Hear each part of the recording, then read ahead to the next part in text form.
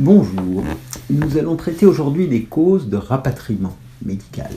Les statistiques des compagnies en charge de vous ramener de l'autre bout du monde quand vous en avez besoin sont intéressantes, car elles nous permettent d'appréhender les domaines sur lesquels notre attention doit se porter et si possible où nous pouvons mener des actions de prévention. Sans surprise, la première cause, ce sont les traumatismes, de toute nature, qu'ils soient dus à un accident de la route, une agression, une chute, etc.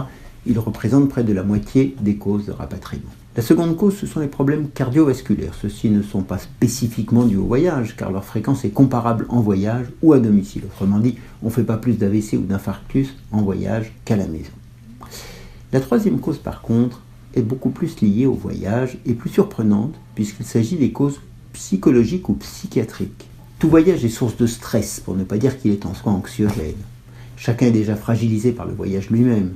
Les angoisses des horaires, du vol, de la douane, puis le dépaysement vers d'autres cultures, la difficulté à les comprendre parfois, à s'y adapter, qui demande un effort qui mobilise des ressources psychologiques.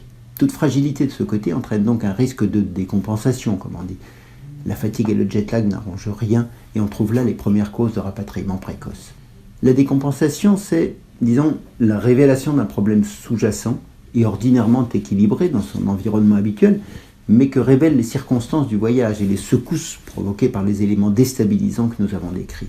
Il y a aussi parfois l'abus de substances pas vraiment licites, lors de voyages festifs où les inhibitions sont levées, du simple fait du voyage où tout à coup certains, libérés des contraintes de leur environnement, s'imaginent permises beaucoup de choses qu'ils n'imagineraient pas un instant se permettre d'ordinaire.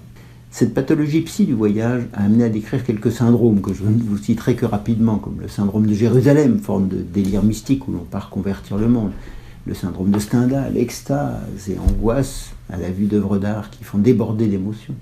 Le syndrome indien, hallucinatoire et mystique. Le syndrome des Japonais à Paris qui passe d'Amélie Poulain idéalisée au trottoir de Barbès sans bien comprendre. Bref, bien des raisons de ne pas se retrouver très bien dans sa tête jusqu'à avoir besoin d'appeler sa compagnie d'assistance au secours, laquelle évitera de prendre trop de risques devant un tableau d'inquiétant comme tel est bien son métier.